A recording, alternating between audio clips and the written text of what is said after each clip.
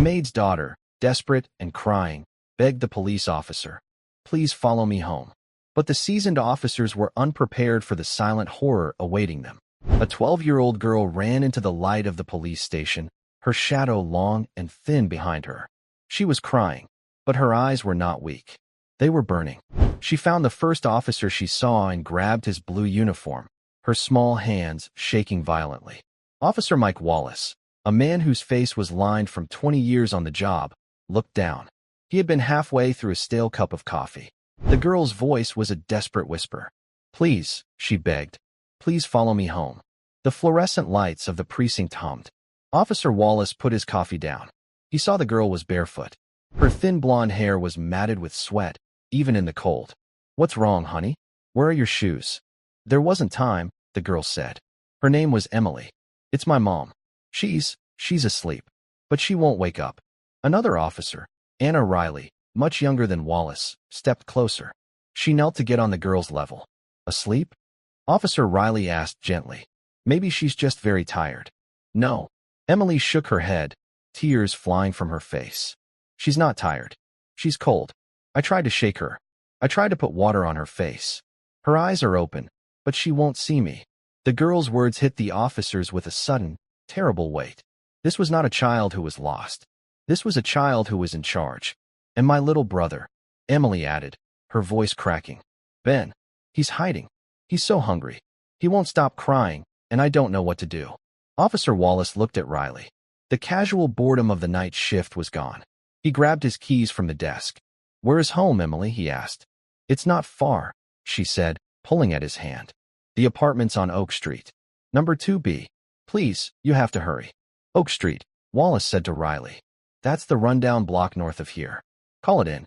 Possible unattended medical emergency." He looked back at the girl. "All right, we'll follow you. But you're riding with us." Emily nodded. Her relief, so strong her knees almost buckled. Officer Riley helped her into the back of the patrol car. The girl was trembling, not just from cold, but from a fear so deep it had burned away all other thoughts. The ride took less than 3 minutes. The streets were dark. The car's headlights cut through the quiet neighborhood. Emily sat perfectly still in the back seat. She stared straight ahead. Officer Wallace watched her in the rearview mirror. "How old is your brother, Emily?" "He's 7, she replied, her voice flat. "And your mom? Has she been sick?" Emily hesitated. "She works all the time. She's a maid. For Mrs. Patterson. Up in the big houses on the hill. She works until her hands bleed." The girl's words were sharp. They were too old for her. She didn't eat yesterday," Emily whispered. "She gave me and Ben the last of the bread. She said she wasn't hungry." Officer Riley turned in the front seat. "What about your dad?" Emily's face went blank. "Rick? He left. He left 3 days ago. He'll be back." Riley asked, though she already knew the answer. "He took the money from the jar," Emily said. "The money for the rent.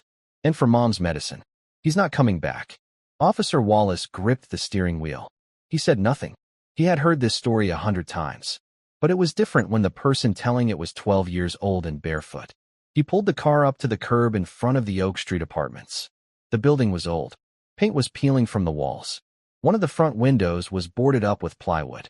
"It's this way," Emily said. She was out of the car before Officer Riley could open the door for her. She ran up the cracked concrete steps and into the building.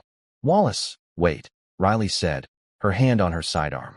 "This could be anything." "It's not a trap, Riley," Wallace said grimly. "It's worse." They followed Emily up 2 flights of stairs. The hallway smelled like old cooking oil and damp carpet. Emily pushed open the door to apartment 2B. It wasn't locked. The apartment was dark. The only light came from the street outside, filtering through a dirty window. The air was freezing. The heat was clearly off. "Mom," Emily called out. "I brought help." Officer Wallace reached for the light switch. He flipped it. Nothing happened. "The power's out," Emily said. "He didn't pay the bill." Officer Riley unclipped her flashlight. The beam cut through the darkness. It landed on a small, worn-out sofa. A woman was lying on it, twisted at an awkward angle. Her eyes were half open, staring at nothing. Her skin was a pale, waxy gray. She was thin, dangerously thin. "That's her," Emily said. "That's my mom, Susan." Officer Wallace went to the woman first. He put 2 fingers on her neck. He held them there for a long, silent moment. "She's alive," he said. His voice was tight. "Her pulse is weak. Very shallow. Riley, call for an ambulance. Now." While Riley stepped into the hall to get a signal on her radio, Wallace knelt. He looked at the woman, Susan. She looked 40, but she was probably closer to 30. Her life had been hard, and it showed. He saw a small, framed photo on the floor by the couch. He picked it up. It was a man in a crisp military uniform, holding a much younger Emily. The man looked proud. He looked strong. "Who is this?"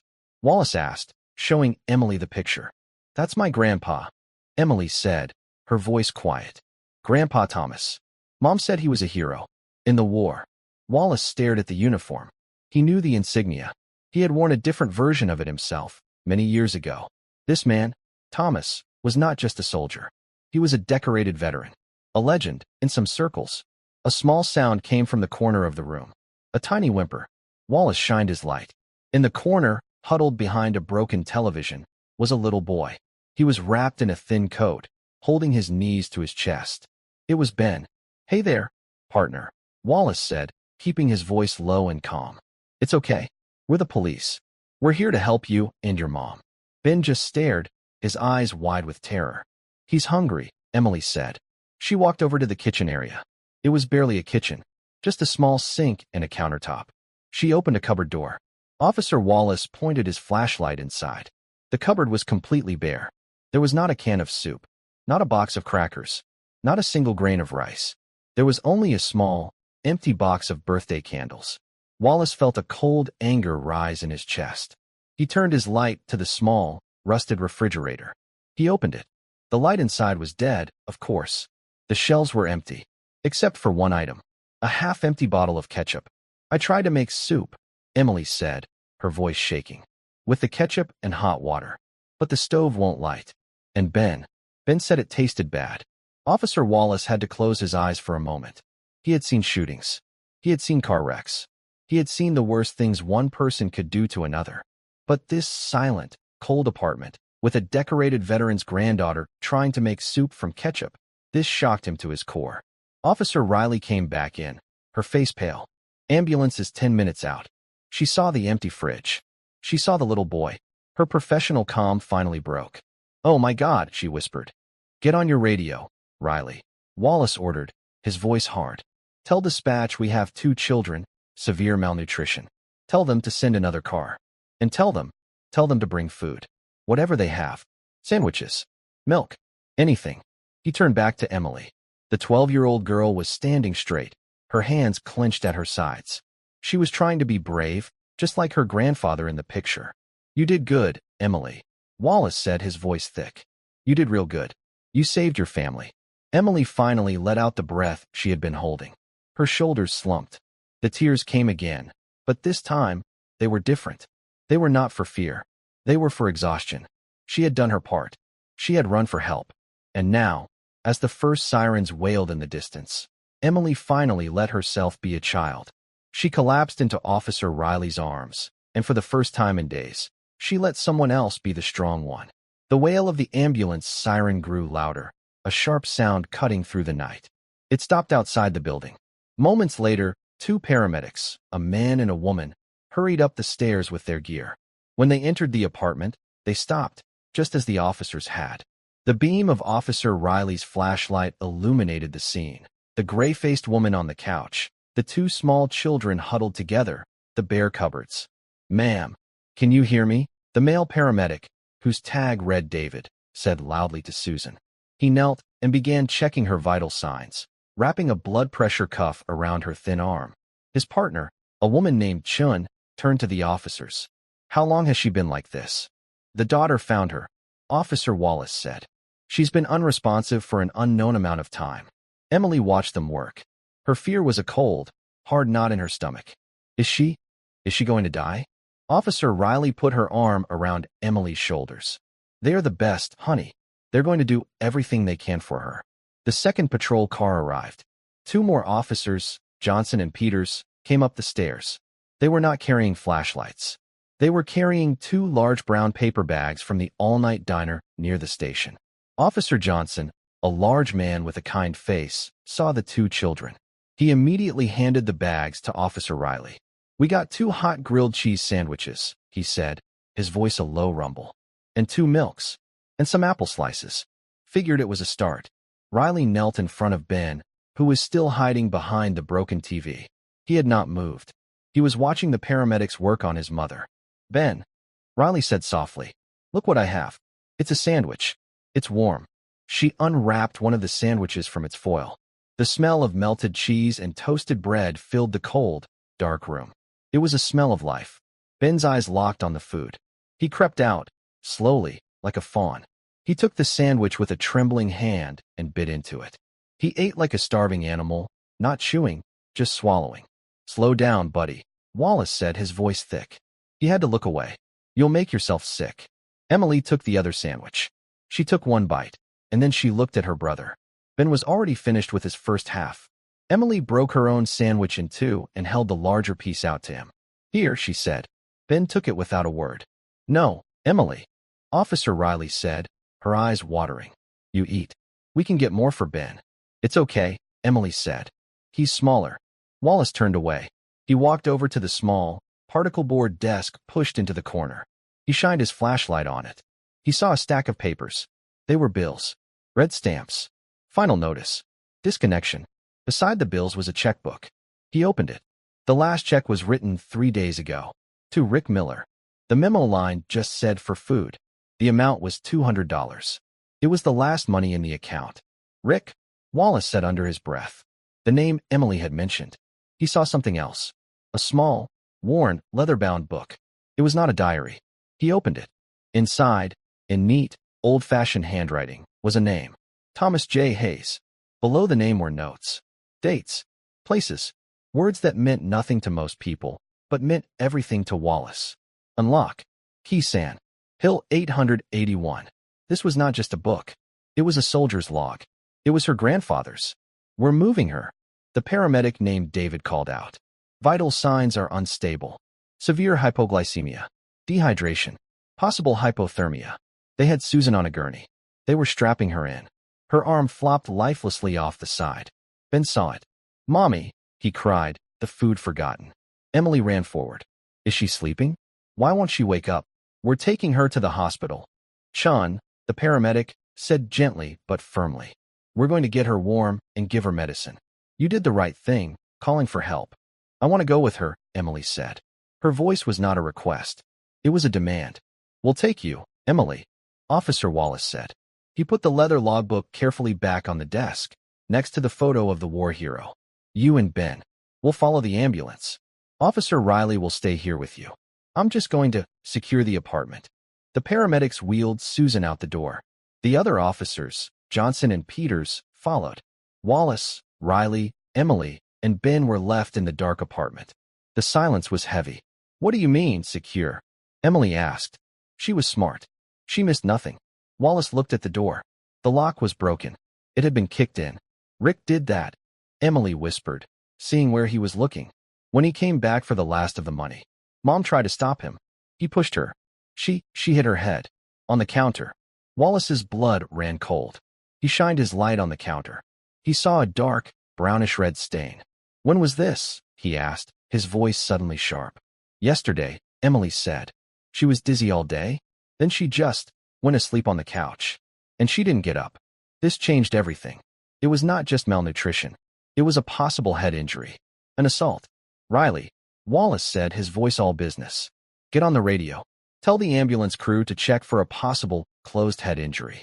Tell them the ex-boyfriend, Rick Miller, is a person of interest." He turned to Emily. "This is very important. Where does Rick go? Where does he live?" "I don't know," Emily said, shrinking back. She was scared again. "He doesn't have a place. He hangs out at the bar. The one by the bus station. The Green Door, he calls it." "I know it," Wallace said. "Riley, you take the kids to the hospital. St. Jude's. Don't let them out of your sight. Go to the emergency room. Tell the front desk you are with Susan Hayes' children. I'll meet you there." "Where are you going?" Riley asked. "I'm going to go have a talk with Mr. Rick Miller," Wallace said. His face was a hard mask. "Mike, you can't," Riley said. "You're not on duty for that. We should call in detectives." It's a wellness check, Wallace said, his voice flat. I'm going to go check on his wellness. This man assaulted a woman and left 2 children to starve. He's not going to be gone by the time detectives get their coffee. He looked at Emily. He saw her grandfather in her eyes. That same stubborn strength. Emily, he said, your mother is a maid. You said for Mrs. Patterson. Do you know her first name? No, Emily said. Just Mrs. Patterson. On the hill. The big white house with the gates. Mom was supposed to work today. She never misses work. Mrs. Patterson will be mad. Let me worry about Mrs. Patterson, Wallace said. You just worry about your brother. And your mom. Go with Officer Riley. She will keep you safe. Emily nodded. She took Ben's hand. Ben had finished his milk and was holding the empty carton. My grandpa, Emily said, looking back at the picture on the floor. Can I bring him? Wallace walked over and picked up the framed photo. He handed it to her. You hold on to that, he said. Your grandpa was a good man. He'd be real proud of you tonight. Emily clutched the picture to her chest. It was the only thing in the apartment that mattered. Officer Riley led the 2 children out of the dark, cold apartment and down the stairs. The blue and red lights of her patrol car flashed against the building, promising safety. Officer Wallace stayed behind for a moment. He looked at the empty cupboards. The ketchup bottle. The disconnection notices. The stain on the counter. He was a cop. He was supposed to be objective. He was supposed to follow procedure. But as he stood there in the dark, he wasn't just a cop. He was a veteran. He was a father. And he was furious. He closed the door to 2B. He walked down the stairs, not to his patrol car, but to his personal, unmarked truck parked a block away. He was going to St. Jude's Hospital. But he was going to make one stop on the way. He was going to the Green Door. The Green Door Tavern was a low, windowless building tucked behind the bus station. It smelled of stale beer and regret. Officer Wallace pushed the door open. The sudden daylight from the street cut into the gloom. A few men sat at the bar, nursing afternoon drinks. A man in the back corner was playing a slot machine. The machine's cheerful, tinny music was the only sound, besides the low hum of a baseball game on a dusty television. Wallace's eyes scanned the room. He spotted his man. Rick Miller was at the slot machine.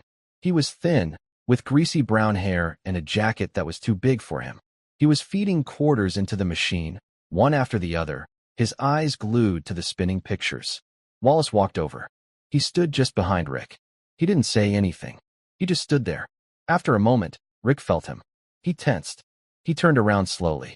When he saw the uniform, his face went sour. What? I ain't done nothing. Rick Miller, Wallace said. His voice was quiet, but it cut through the bar's noise. The bartender looked up, then quickly looked away. Maybe, Rick said, trying to be tough. Who's asking? Officer Wallace. I need you to come with me. Come with you where? I'm busy, Rick said. He turned back to the machine. Wallace put one hand on Rick's shoulder. He didn't grab. He just rested it there. The weight was enough. You left Susan Hayes and her 2 children in a freezing apartment, Wallace said, his voice flat. You left them with no food and no power. You took her last $200.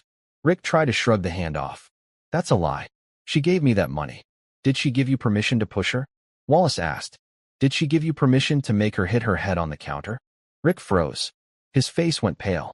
The hand on his shoulder suddenly felt like it weighed 1,000 pounds. I don't know what you're talking about, he stammered.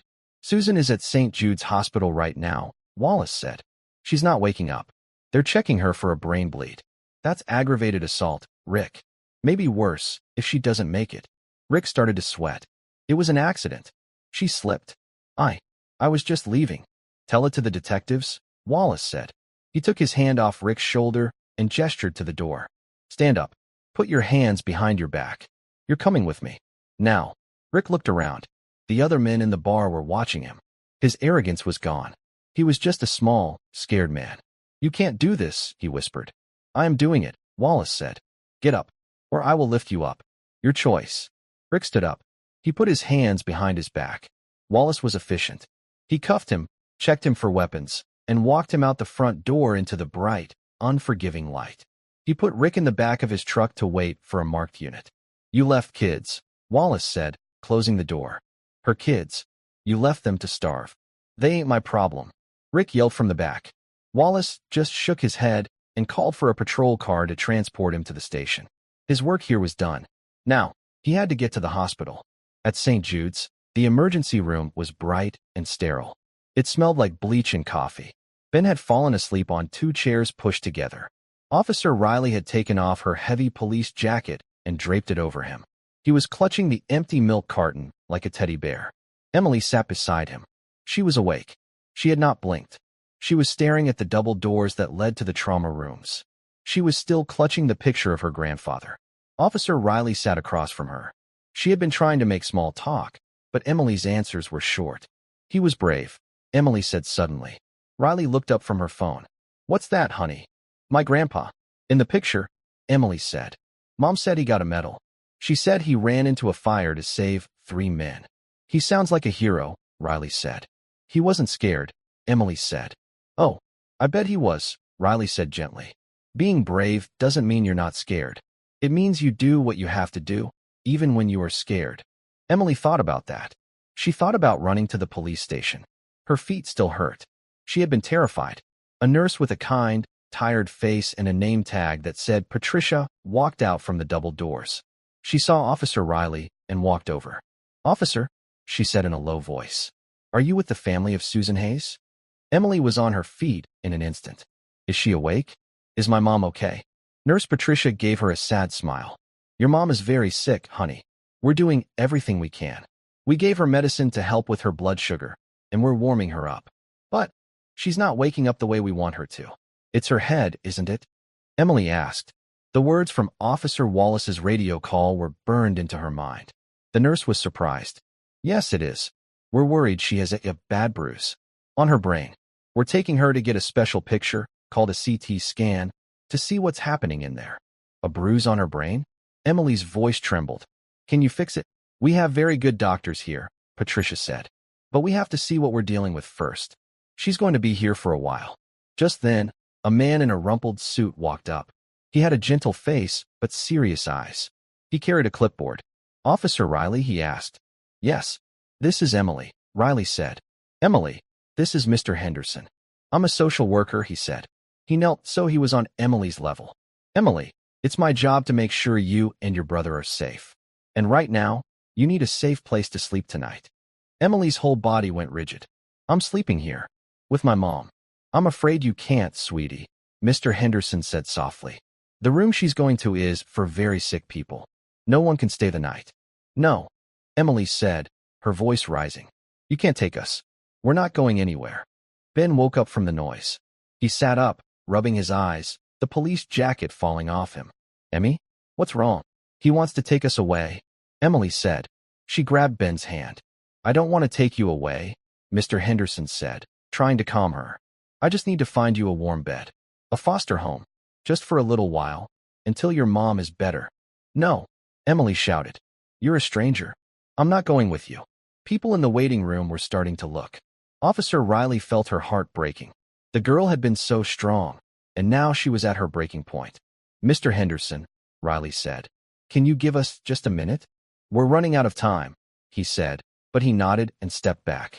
Emily, Riley said, it's just for tonight. It's a place with food and a bed. It's a stranger's house, Emily said, tears welling in her eyes. She'll be all alone when she wakes up. She'll be scared. We have to be here. I'm afraid the girl is right, officer. Officer Riley turned. Officer Wallace was standing there. He had his hat in his hands. His face was grim. Sir, Riley said, standing up. Mr. Henderson, Wallace said, extending a hand to the social worker. Officer Mike Wallace. I appreciate you coming down, but they won't be going into the system tonight. Mr. Henderson looked confused. Officer, with respect, they have no legal guardian available. I have to place them. Wallace looked at Emily. He nodded at the picture in her hand. Who is that, Emily? My grandfather, she said, her voice suspicious. Thomas Hayes. Thomas J. Hayes, Wallace said. 3rd Infantry. Distinguished Service Cross. 2 Purple Hearts. Emily's jaw dropped. You knew him? I didn't know him, Wallace said. But I know of him. Everyone who served knows of him. He was a legend. He turned back to the social worker. There's a place. The VA runs a support home for veterans' families. My old commanding officer runs it. It's not a shelter. It's a home. They'll have a room for these two. As the granddaughter of a combat hero, she's entitled to it. Mr. Henderson was speechless. I don't know if that follows protocol. It follows my protocol, Wallace said, his voice firm. They are the relatives of a decorated veteran. They will not be put in a stranger's house. Not while I'm on watch. I'll sign for them. I will take them there myself. Mr. Henderson looked from Wallace's hard, determined face to Emily's hopeful one. He finally sighed and nodded. Okay, officer. For tonight. But we'll have to have a real meeting tomorrow. With my supervisor. That's fine, Wallace said. Tomorrow is tomorrow. Tonight, they're safe. Emily felt a wave of relief so powerful, she almost sat down. She wouldn't be separated from her brother. Now, Wallace said to Riley. Have we notified the mother's employer? Riley's face tightened. Yes. I found a number in Susan's phone. Mrs. Patterson. I left a message. She called back about 10 minutes ago. And? Wallace asked. And she's not happy, Riley said, lowering her voice. She said Susan missed her shift. She said, Sir, she said Susan stole from her a necklace. She said if Susan doesn't return it by tomorrow, she's pressing charges. Emily heard every word. Stole, Emily said, her voice shaking. My mom doesn't steal. She would never. Wallace looked at Riley. The situation had just become impossibly complicated. The woman who might have been ably a source of help was now an accuser. One fire at a time, Wallace muttered. He knelt in front of Emily. Emily, I don't believe your mom stole anything, he said. But we have to deal with this. Right now, my only job is to get you and Ben a hot meal and a safe bed. Can you trust me to do that? Emily looked at the big, tired cop. He knew her grandfather. He had gotten them food. He had arrested Rick. She nodded. Yes. Good girl, Wallace said. He stood up. Officer Riley, you stay here. Wait for news on the scan. I'll take the kids. I'll call you with the address. He held out his hand. Come on, Ben. Let's go, Emily. I think they have ice cream where we're going. Ben, who was now awake and scared, took his sister's hand. Emily took Officer Wallace's. They walked out of the hospital, a strange, temporary family, a tired cop and two brave, hungry children. But as they left, the shadow of Mrs. Patterson's accusation hung over them, a new, dark cloud in an already violent storm. Officer Wallace's truck was old, but it was warm. The heater hummed, pushing back the night's chill. Ben fell asleep again in the back seat, his small body finally giving in to exhaustion. Emily sat in the front passenger seat. She was quiet, her hands folded in her lap, the framed photo of her grandfather resting on top. She watched the city lights go by. They left the poor, dark streets of her neighborhood and climbed a hill. The houses here were nicer. The streetlights were all working, and the trees had been neatly trimmed. They pulled into the driveway of a large, older brick building. It looked like a small college dormitory or an old-fashioned hospital. A simple wooden sign near the door read, Hayes House, a haven for veterans and their families. Emily looked at the sign, then at her picture, then at Officer Wallace. Hayes House, she whispered. Like my grandpa? Wallace smiled, a small, tired smile. No, honey. It's named after a different Hayes. But it's a good coincidence, isn't it? I think your grandpa would have liked this place. He parked the truck and got out. He came around and opened Emily's door. He gently lifted a sleeping Ben from the back seat, cradling the small boy in his arms. Let's go inside, he said. The front doors opened into a room that was nothing like the police station or the hospital. It was warm, lit by soft yellow lamps. There was a fireplace, even though it wasn't lit, and comfortable-looking armchairs. It smelled like floor wax and chicken soup. A man in a wheelchair rolled out from a hallway. He was older than Wallace, with a stern face and sharp blue eyes. He wore a simple flannel shirt and jeans. He had no legs from the knee down. You're late, Mike, the man said. His voice was gravelly. I had to make a stop, Captain, Wallace said.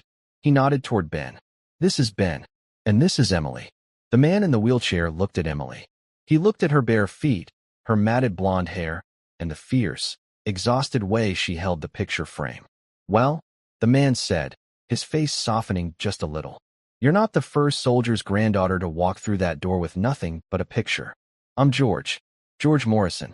This is my place. It's named Hayes House, Emily said, her voice small. My grandpa was Thomas Hayes. George Morrison's eyebrows shot up. He looked at Wallace, who nodded. Thomas J. Hayes? George asked. The real deal. The real deal, Wallace confirmed. George let out a low whistle. He rolled his chair closer and looked at Emily again, this time with a new respect. Well, I'll be. In that case, we're honored to have you, Emily. Your grandfather. He was the kind of man they don't make anymore. I know, Emily said. Martha, George called out over his shoulder. We've got 2 new arrivals. The kids I told you about. And find a pair of socks and shoes for the girl. A woman in her 60s, with gray hair pulled back in a kind bun and a floral apron, came bustling out of a kitchen. Oh, you poor things, she said, her voice all warmth. She immediately went to Emily and put a hand on her arm. You're freezing. And you must be starving. We ate, Emily said. The police gave us sandwiches. Sandwiches, Martha scoffed gently. That's not a meal. That's a snack. We have hot soup. And I just made a pan of cornbread. And we have milk. She looked at Ben, who was starting to stir in Wallace's arms. And for this little man, I think I have some chocolate pudding. Ben's eyes opened at the word pudding. He looked around, confused and scared. It's okay, Ben, Emily said, moving to his side. We're safe. This is a good place. Come on, Martha said, taking Emily's hand. Her hand was warm and soft. Let's get you 2 fed. Officer, you too. You look like you're running on fumes. I can't, Wallace said. I have to get back to the hospital. But I'd appreciate it if you could get them settled. We'll do more than that, George said. Martha will get them fed and cleaned up. We have a room for them. 2 beds. And a hot shower. Martha led the children away toward the kitchen. Emily looked back one last time at Officer Wallace. He gave her a nod. You're safe here, Emily. I promise. I'll call you when I know about your mom. Emily nodded and disappeared into the kitchen. Wallace turned back to his old captain. Thanks, George. You're a lifesaver. Don't thank me, George said, rolling beside him toward the door. The girl's grandfather saved my life. Or his memory did, anyway. On a bad night in a place I'd rather forget, I remembered the story of what he did on Hill 881. It made me hold on for 1 more hour. An hour was all I needed. He looked at Wallace. That girl has his blood. She's a fighter. But she's terrified. She has a right to be, Wallace said. He told George the whole story. The apartment. The cold. The ketchup. Rick. The head injury. George's face grew darker with every word. And now, Wallace finished. The mother's boss is accusing her of stealing a necklace. Says she's pressing charges tomorrow. George let out a string of curses that would have made a sailor blush. So the wolves are circling. They are, Wallace said. The mother, Susan, is in a bad way. The girl, Emily, is tough, but she's still a 12-year-old kid. And that little boy, he's seen too much. Don't you worry about them tonight, Mike, George said, his voice hard. No one is getting past me or Martha. You go to your police work. You go find the truth. We'll hold the line here. I know you will, Wallace said. He walked out of Hayes' house, leaving the warmth and the smell of soup behind. He got back in his truck and the cold night air hit him again. He put his head against the steering wheel for just 1 second. He was tired. He was so tired. He thought about the men in the bar. He thought about Rick Miller in the holding cell. He thought about Susan Hayes, fighting for her life. He thought about a 12-year-old girl, descended from a hero, who had to make ketchup soup for her brother. His phone buzzed. It was Officer Riley. He picked it up. Riley, what's the news? He listened. His face went grim. Okay. No, don't tell the girl. Not yet. I'm on my way. I'm going to stop by the station. Then I'm going to pay a visit to a Mrs. Patterson. He hung up the phone. He started the truck. He was no longer just a cop. He was a man on a mission. Officer Riley's words echoed in his head. The CT scan was bad. Susan Hayes had a severe subdural hematoma, a brain bleed. They were rushing her into emergency surgery. The surgeon had told Riley that her chances were 50-50ths. And that was if she was lucky. Officer Wallace drove his truck through the night. He was heading uphill, toward the part of town where the streetlights were brighter and the lawns were manicured. The Patterson house. He was tired. His shift had ended hours ago. He was running on anger and the stale coffee from the hospital vending machine. He thought about Susan Hayes, lying on an operating table under bright, sterile lights. He thought about Rick Miller, sleeping off his arrogance in a holding cell. He thought about Emily, holding that picture of her grandfather, a man who represented a kind of honor that seemed to be in short supply tonight. Theft. The word felt wrong. It didn't fit. A woman who would starve herself to give her children the last piece of bread was not a woman who stole jewelry. A woman who tried to make soup from a ketchup bottle was desperate, yes. But Wallace had seen real thieves. Their desperation looked different. It was selfish. Whatever Emily and Susan had, they had each other. Thieves had only themselves. He pulled up to a high, wrought iron gate. A security camera with a small red light pointed at him. He buzzed the intercom. A woman's voice, crisp and sharp, came through the speaker. "Yes. Ma'am, this is Officer Mike Wallace. I'm here regarding your employee, Susan Hayes." There was a pause. "It's nearly 11 o'clock, officer." "I know, ma'am," Wallace said, his voice flat. "It's an emergency. Susan is in the hospital. She's in critical condition." The speaker clicked. The heavy iron gate buzzed and slowly swung open. Wallace drove up a long, curving driveway. The house was, as Emily had described, enormous. It was a white colonial, with tall pillars and a porch that was bigger than Susan's entire apartment. Every window was lit. It looked like a picture in a magazine. It was perfect, and it was cold. A woman was waiting for him at the door. She was in her late 60s, with perfectly styled silver hair. She wore a silk dressing gown and a stern expression. This was Eleanor Patterson. "Officer," she said, holding the door open just enough for him to enter. "This is highly irregular." The entryway was vast. The floor was black and white marble. A crystal chandelier hung from the two-story ceiling. There was no clutter. No coats on a chair, no mail on a table. It was a house, but it was not a home. "Mrs. Patterson," Wallace said, holding his hat in his hands. "I'll be brief. I'm here about the statement you made. The one about the stolen necklace." "Yes," Eleanor said, crossing her arms. "I intend to press charges in the morning.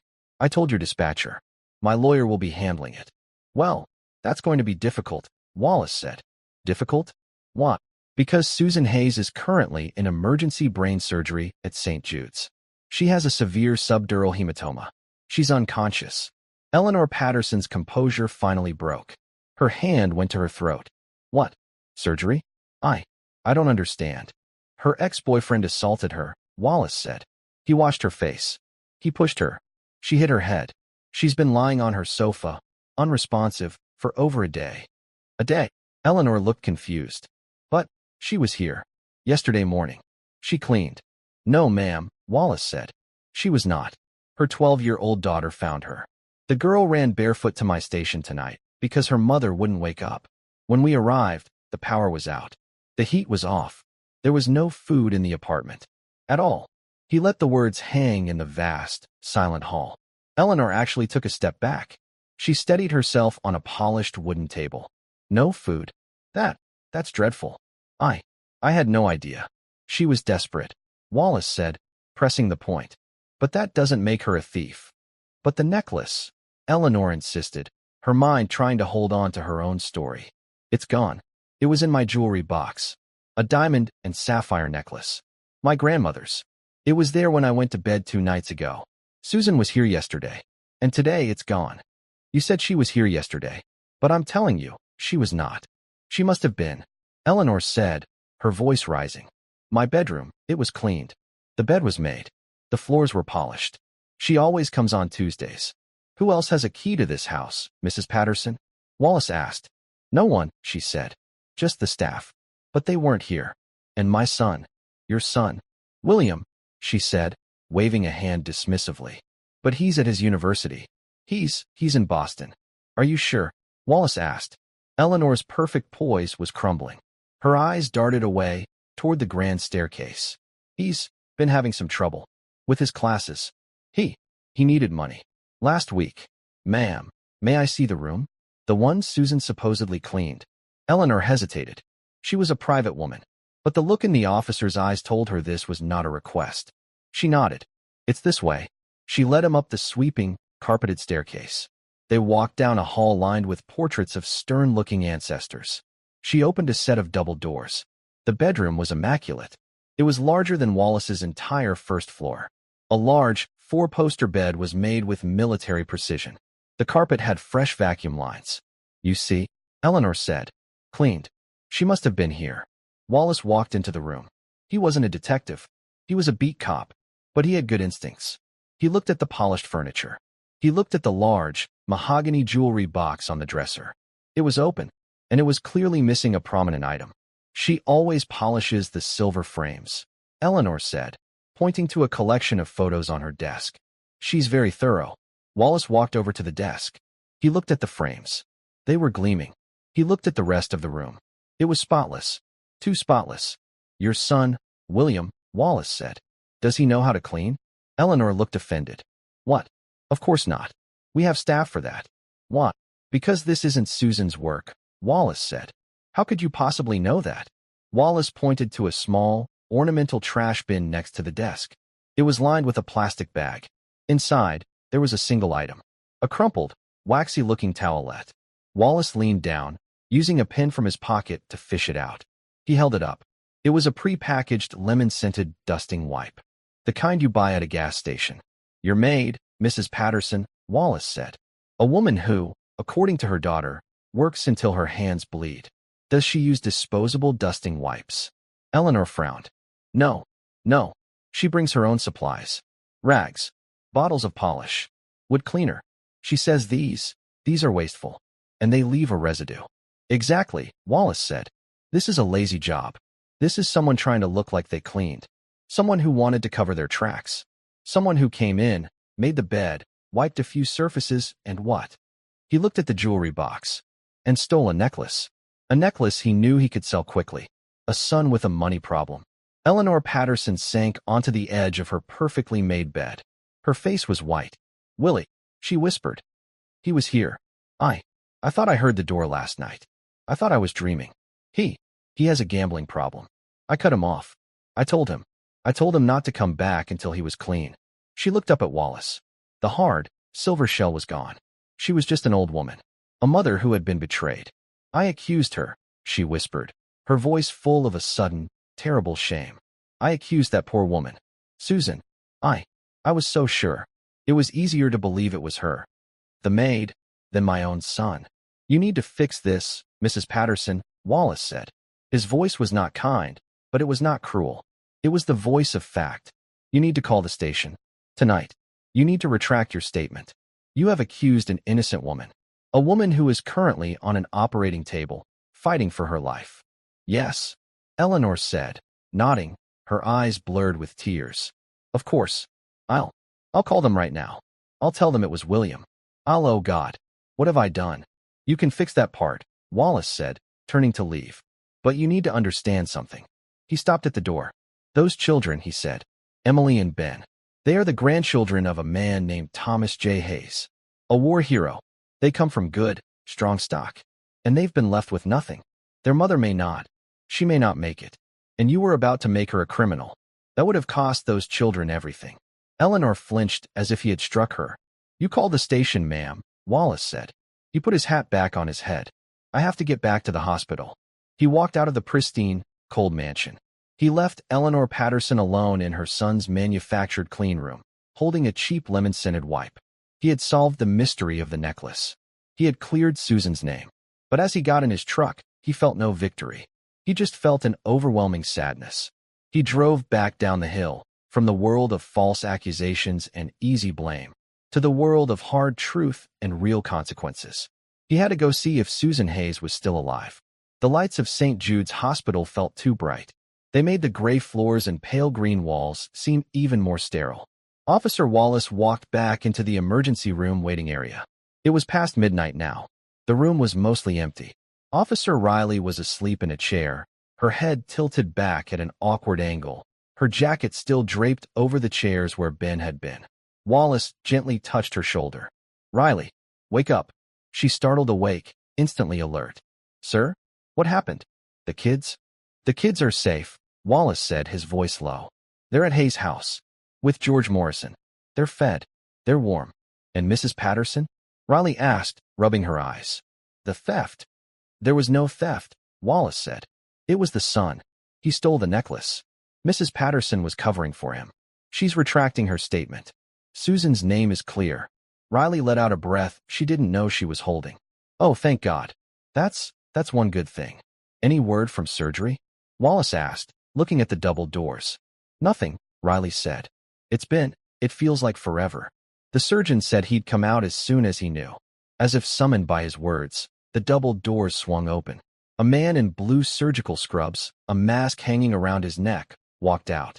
He looked exhausted, but his eyes were sharp. He looked at the two police officers. Are you here for Susan Hayes? Wallace and Riley both stood up. Yes, doctor. How is she? The surgeon, a man named Dr. Patel, rubbed his face. She is a very, very lucky woman. The hematoma was severe. The pressure on her brain was significant. A few more hours, and we would be having a very different conversation. But, Wallace pressed, his heart in his throat. But the surgery was successful, Dr. Patel said. We were able to relieve the pressure. We stopped the bleeding. Her vital signs are stable. So she's going to be okay? Riley asked. She's alive, Dr. Patel corrected gently. She is in a medically induced coma. We need to keep the brain swelling down. The next 48 hours are critical. But she's alive. She has a chance. A good one. He looked at the two cops. That woman, she's a fighter. Malnourished, dehydrated, with a head injury. She held on. She must have had a reason to. Wallace thought of Emily and Ben. She did, doctor. She has too. Well, she's in the surgical ICU now. No visitors yet. We'll know more in the morning. Dr. Patel nodded and walked away, his work done.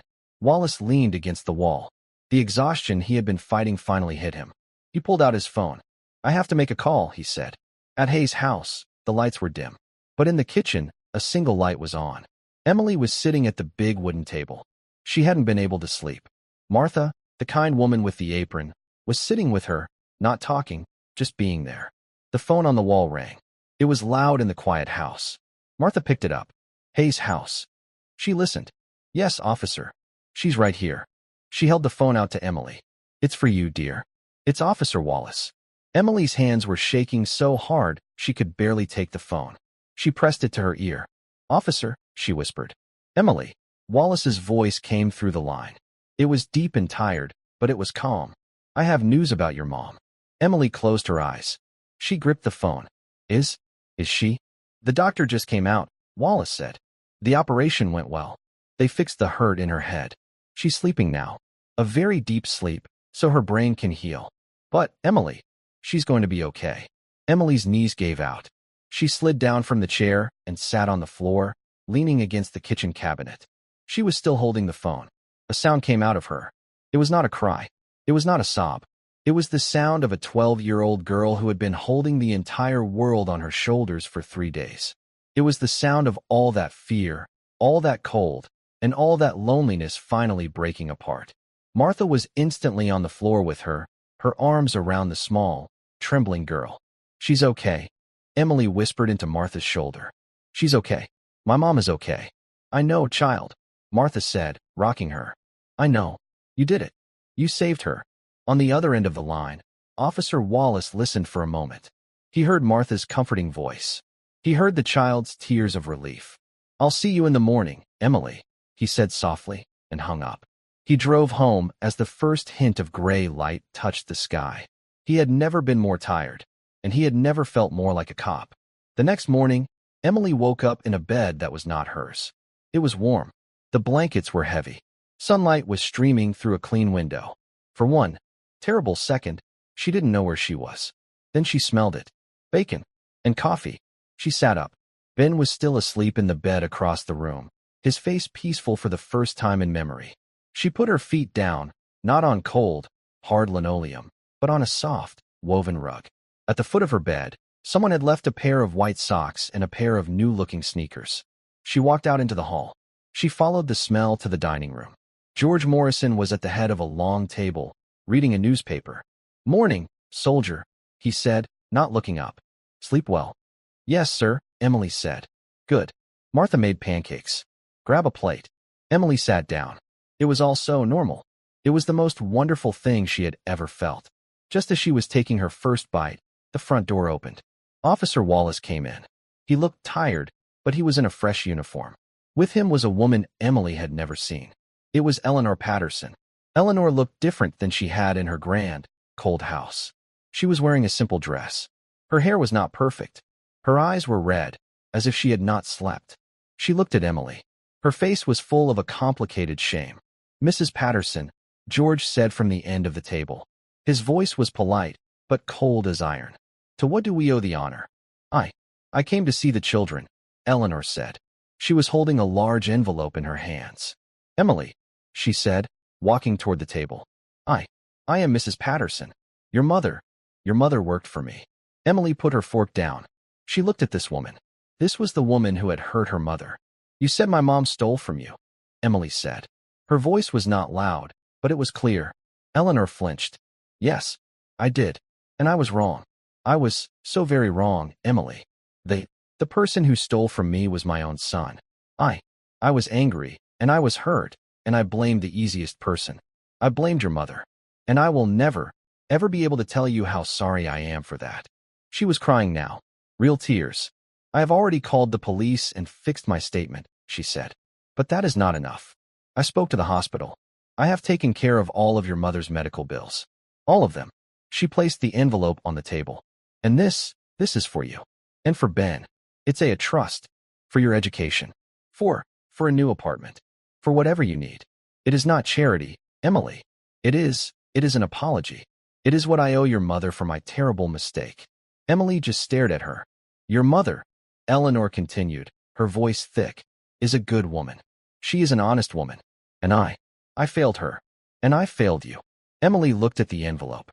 She looked at Officer Wallace. She looked at George. Then she looked back at Eleanor Patterson. "My mom. She's a maid," Emily said. "She's not a manager." Eleanor shook her head. "No. When she is well, I have a job for her. As my house manager. With a real salary. And health insurance. And a guest house on the property, if she wants it. She will never have to choose between her medicine and her rent again." It was a new life. A complete, total, new life.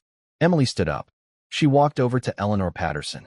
The rich, silver-haired woman looked down at the 12-year-old girl in borrowed clothes. "My grandpa," Emily said, "always said you can't fix what's broke, but you can build something new." She paused. I accept your apology." Eleanor Patterson let out a sob, and she did something she probably had not done in years. She hugged the small girl. She held on to her, as if Emily was the one holding her up. Officer Wallace watched. He saw George Morrison wipe a single tear from his eye. This was it. This was justice. It wasn't clean. It wasn't perfect. But it was real. 3 days passed. 3 days of Susan Hayes sleeping in the quiet, beeping world of the intensive care unit. The swelling in her brain went down. The doctors slowly, carefully, reduced the medicine that was keeping her in the coma. Officer Wallace, George, and Martha made sure the children were never alone. They ate at Hayes' house. They did homework. They slept in their warm beds. But every day, Martha would drive Emily and Ben to the hospital. They would sit by their mother's bed. Emily would hold her hand and talk. She told her about running to the police. She told her about Officer Wallace and Officer Riley. She told her about the warm sandwiches and the milk. She told her about Hayes' house, and George in his wheelchair, and Martha's pancakes. "You just have to wake up, Mom," Emily whispered, squeezing her hand. "Ben misses you. I miss you." On the 4th morning, Emily was sitting in her usual chair, watching her mother's still face. Ben was quietly coloring in a book on the floor. A nurse came in and smiled. "She's been stirring. Her vitals are strong. I think she's close." Emily sat up, her heart pounding. She watched. Susan's eyelids fluttered. A small sound, a groan, came from her throat. "Mom," Emily said, standing up, moving to the bedside. Susan's head turned on the pillow. Her eyes opened. They were blurry, confused. She saw the white ceiling. She saw the metal rail of the bed. She saw the 4-tube in her arm. A look of panic crossed her face. "Mom," Emily said louder. "It's me. It's Emily. You're safe." Susan's eyes tried to focus. They found Emily's face. The panic slowly faded. Recognition dawned, like a light coming on in a dark room. "Emmy." The word was a dry, cracked whisper. It was the most beautiful sound Emily had ever heard. "I'm here, Mom." Emily started to cry, tears of pure relief. "I'm here. You're in the hospital. You were sick. But you're okay. You're going to be okay." "Ben?" Susan whispered, her eyes searching. "I'm here, Mommy." Ben dropped his crayons and scrambled up to the bed, careful of the wires. He buried his face in her blanket. Susan tried to lift her hand. It felt like it was made of lead. She could only move her fingers. Emily gently took her mother's hand and placed it on Ben's blonde hair. Tears rolled down Susan's temples and into her hair. She was so weak. But she was here. And her children were here. She looked at them. Really looked at them. They were clean. Their clothes were new. Ben's cheeks were full. They were not hungry. They were not cold. How? She managed to whisper. I ran, Emily said, her voice shaking with pride. I ran for help. And they came. The police. Officer Wallace. They helped us. They saved us. Susan's eyes drifted to the doorway. Officer Wallace was standing there. He had been there the whole time. He saw the family, broken and freezing in that dark apartment, now whole again in the bright, warm sunlight of the hospital room. He gave Susan a small, respectful nod. Susan looked back at her daughter, her brave, 12-year-old girl. My hero, Susan whispered. She closed her eyes.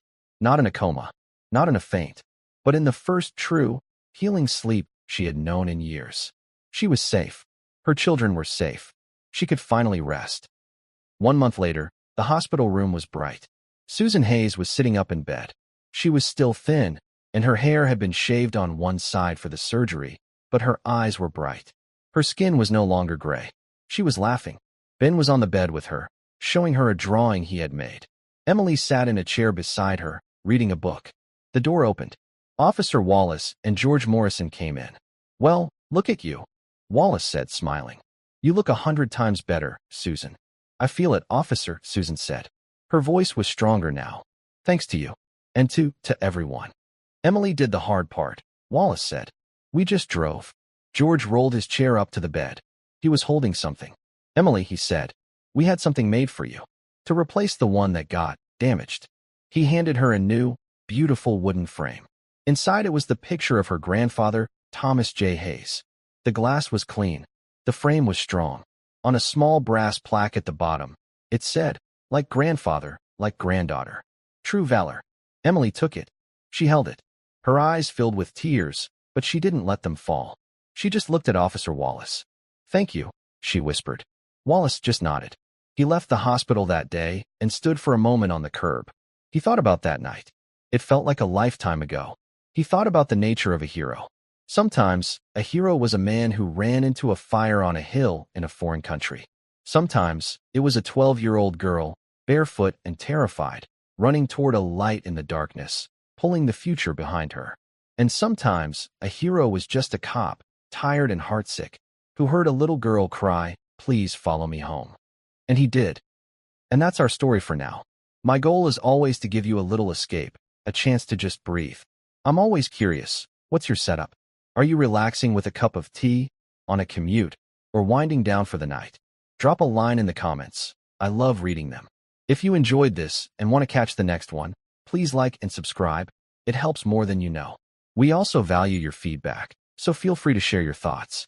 Thank you for being here.